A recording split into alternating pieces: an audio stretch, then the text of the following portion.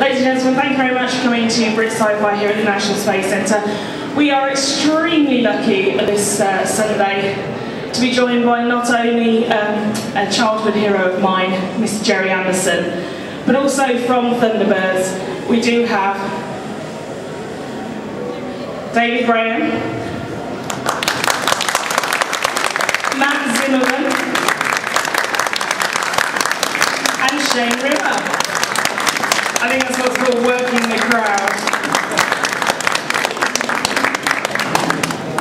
Now obviously this is a really exciting day for me. And look, they're all sat behind you, Gerry. You have your Tracy boys behind you. So, I think that's the best. In the dark. Can we see them? I know there's people out there. Can you hear me? Are we in the dark?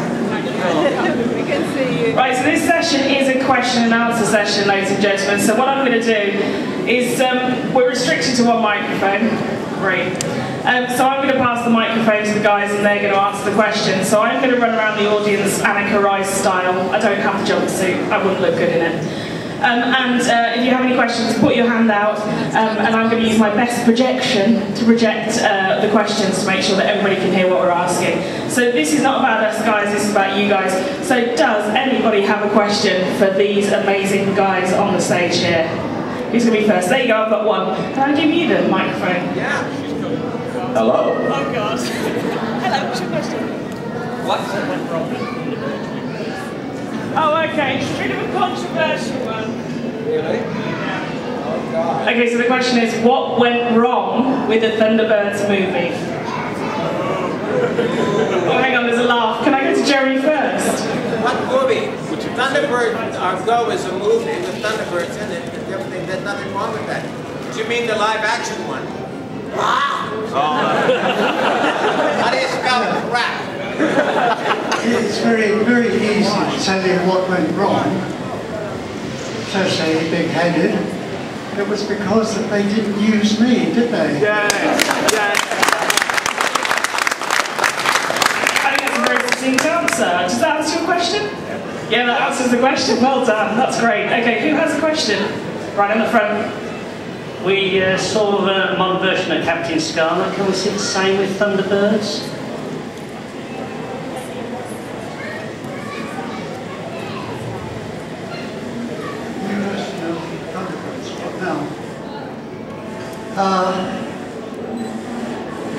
Well, the person who should be asking this question is me, because I've wanted to remake Thunderbirds. I've pleaded and pleaded with the people who own the copyright, but when I go back today, I have a meeting with someone about possible Thunderbirds. The only thing is that the number of times I've been told, yeah, we're going to do a remake, and then they check it out, so just fingers crossed. Okay, well, our fingers are crossed. How would you guys feel about a new TV series? Well, I feel great. If my voice would hold out so long, I'll be delighted. How about you, Shane? Well, I hope your voice holds out too, because then I don't have to do your appointments as well as my own.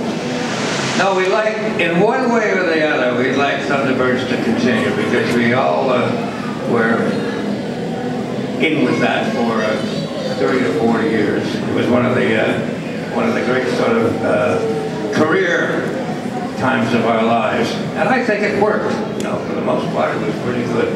So anything that allows that Thunderbirds to come back on the screens, I think it's got our total approval. All right. Well, I don't think you can improve on something that's already good. And I think that the Thunderbirds are showing now, that people see now, are the best you can get. A lot of people go on about losing the strings in that, but there's true aficionados love the strings in that, and that's not a problem. I like the series the way it was, and I don't see how they could possibly remake it. That's it. We just done David out of a job. What do you want to do? Yes, anyone else? out there in the vast. Yeah. You want a microphone?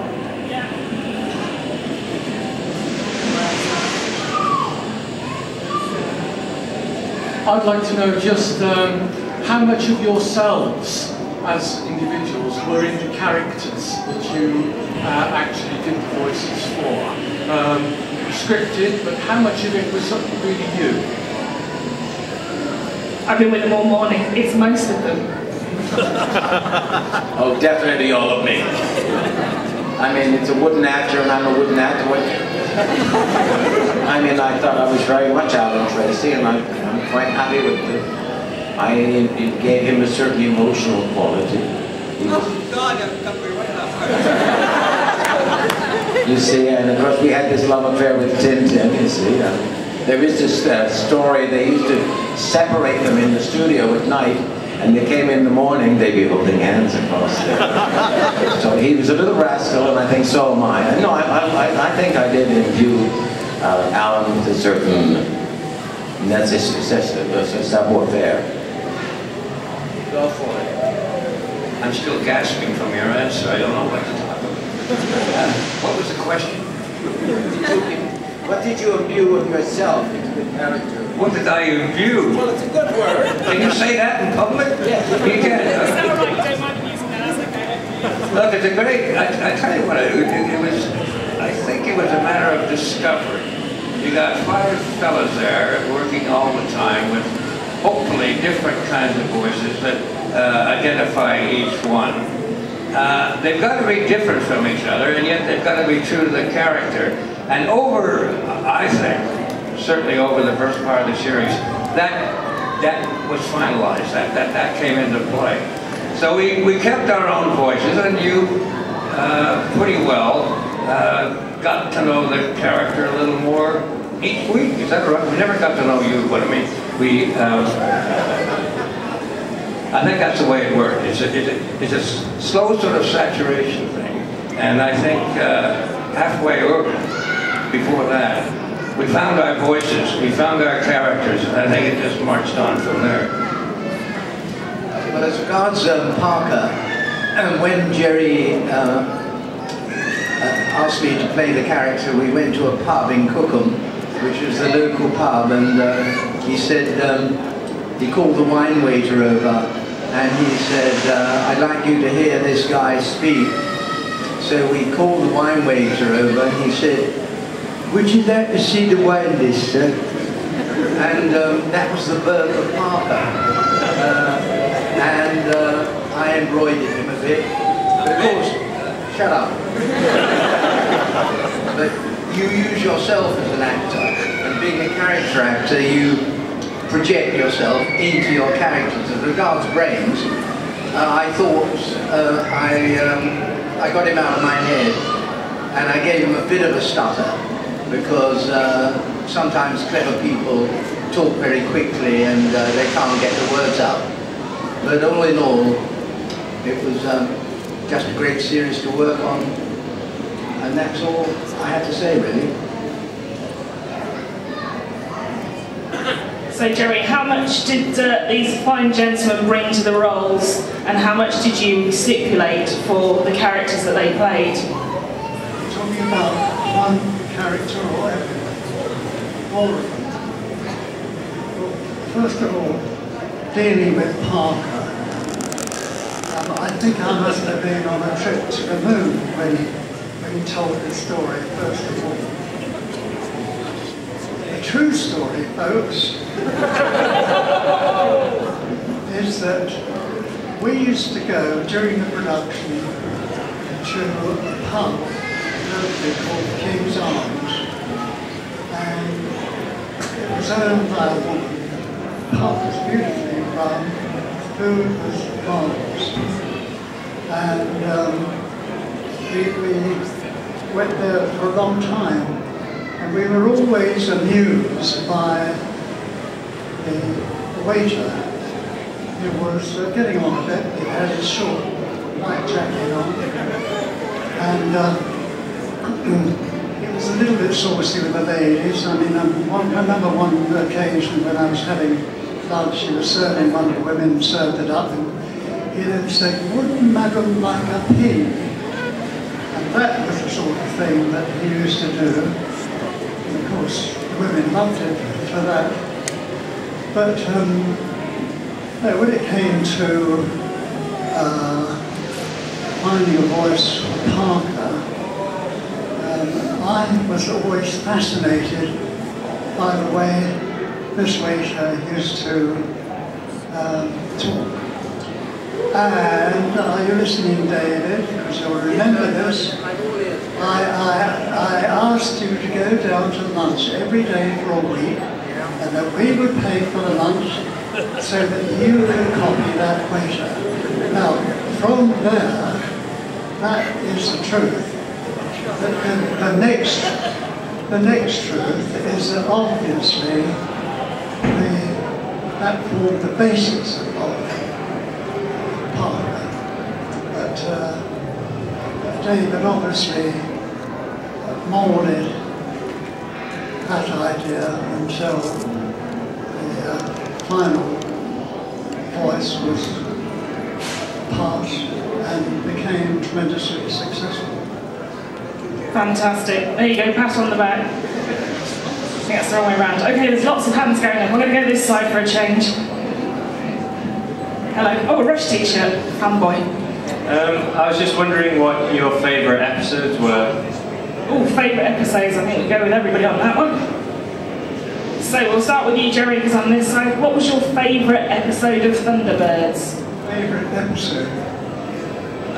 Well, I think it would have to be the first episode, which was called Trapped in the Sky, for a number of reasons. I mean, first of all, I'm crazy about aircraft. I follow everything to do with aircraft as things develop, as things go wrong. So it was a fairly easy choice for me to do something with aviation. But of course, the thing that made that particular show was the fact that the villain of the piece was kind enough to place a bomb in the aircraft so that when the wheels touched down it would explode. And I really should have thanked him for that thing he did, because that was the basis for saving the aircraft. And some of the finer special effects that were made for that particular sequence. Unfortunately, Derek Meddings, who masterminded the special effects, is no longer with us, but he did a wonderful job. Yeah, an absolutely amazing team on the whole show, I think. I'm going to pass the microphone to you chaps. Favourite episode? Well, I think I love them all, but an episode that I particularly liked was when Parker met an old ne'er-do-well from his youth called Light-Fingered Fred, which I think I played both parts, so I swapped one from the other. And also, I mean, any episode that Parker featured largely in, I loved, because it was such a wonderful part to play. And the scripts were so well written that it made our job as actors fairly easy. It's very difficult, isn't it? I mean, when something works the way that did, it worked with smoothness, it worked with reality, and it just made itself known. And the great thing about it was that people, very early age, listeners and viewers, you know, from the age of 5 and 6, were hooked on the program, and that went on until, you know, they were mid whatever they were. And so it had a tremendous strength. I think that had to do with the guts of the show. It was never compromised. It didn't have to slide into anything really sinister, but it was entertaining. I thought you can't beat that. So the whole shebang, I think, deserves a great amount of applause for that coming up. with that formula that made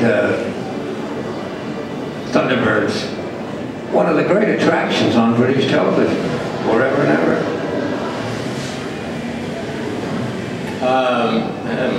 Well, I have no real favorite. I must confess, the 2 episodes I played another character I played called Ned Cook.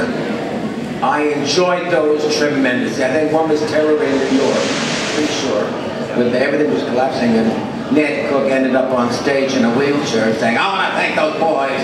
And I like that voice and I like that character very much. I mean, I loved Alan, but I mean, I remember those 2 episodes with Ned Cook.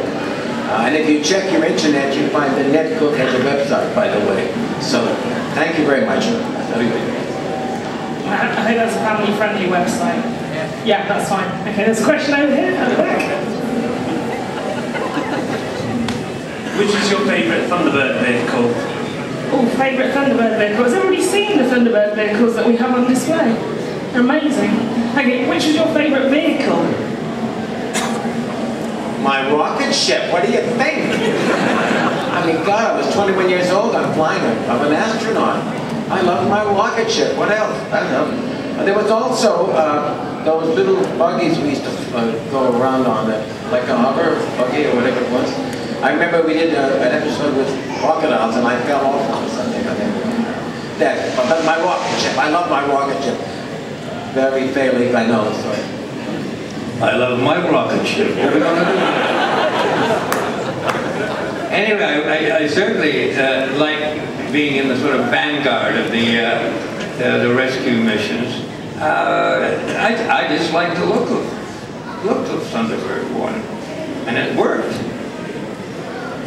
I didn't ram you once, did I? You came awfully close to this. That's smaller than mine. What was? My ship. Was it? How do you arrange that? No. Anyway, I think we all probably had our favorites, but you get used to the one you're driving with most of the time. And it worked, that's what I say. I mean, you became very much at home with the thing. What about you, Devitt? My favourite vehicle was Fair One because I drove it.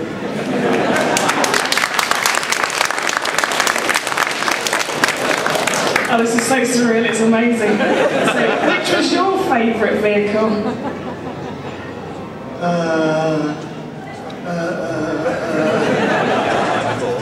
It was one of the vehicles.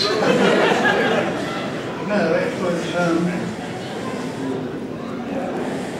has anybody here got a good memory? Big green one. I just had a premonition. Something to attach into my ear there. Thunderbird 2. Apparently it's Thunderbird 2. Oh no. No, we'll never live this one down. Okay, who's got a question over here? We've got one person over here in the doorway. How did you come up with all the features on Tracy Island? Oh, one that I built. Some of those features are really difficult. Right.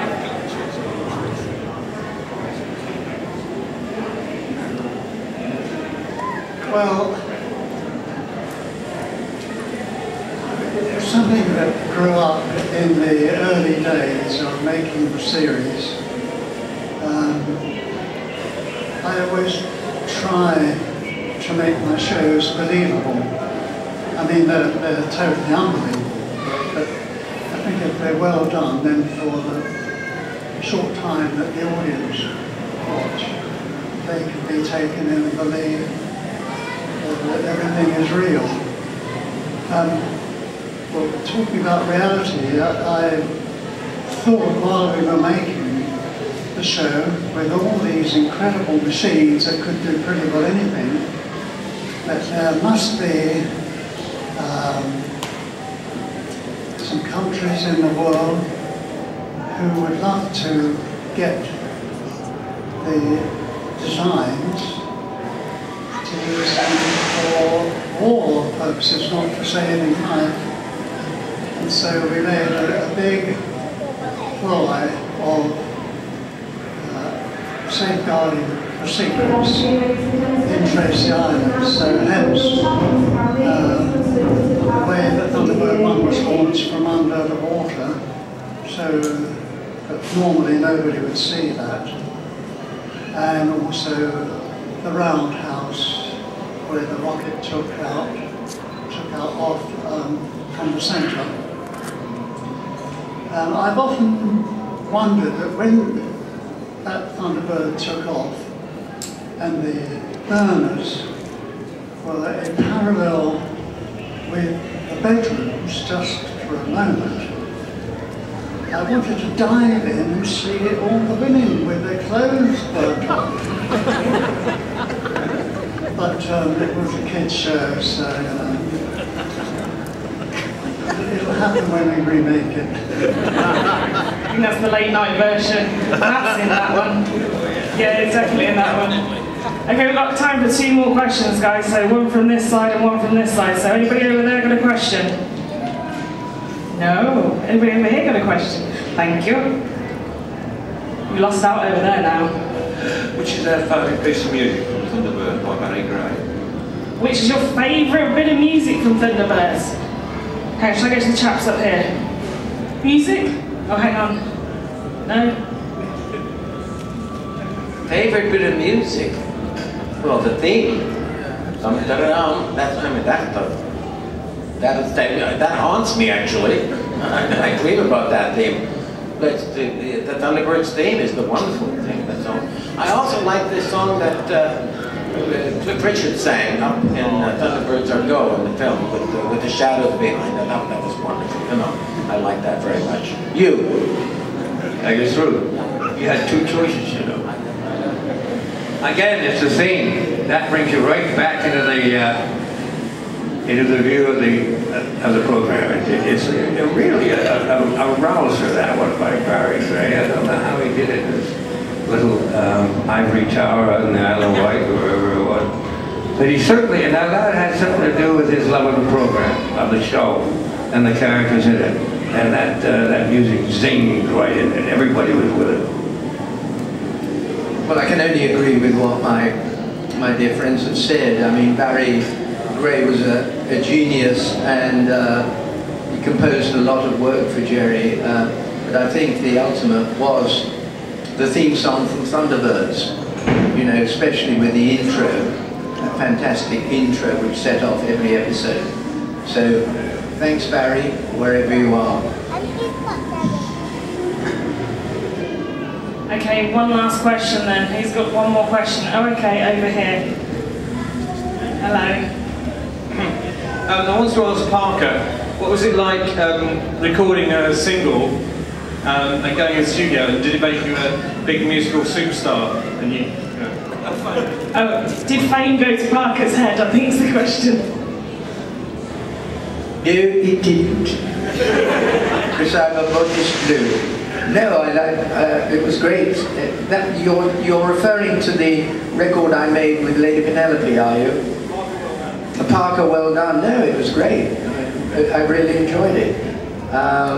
So I was able to put not only my acting talents, but my dodgy musical talents to bear on it. No, it was great, and I think the record soon will, didn't it?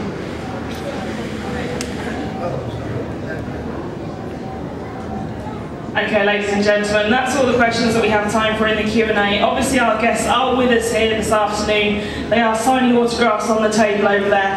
Can I ask you to stay seated so that the gentlemen can get their way back to the tables? But before they do that, can I ask you please to put your hands together for our very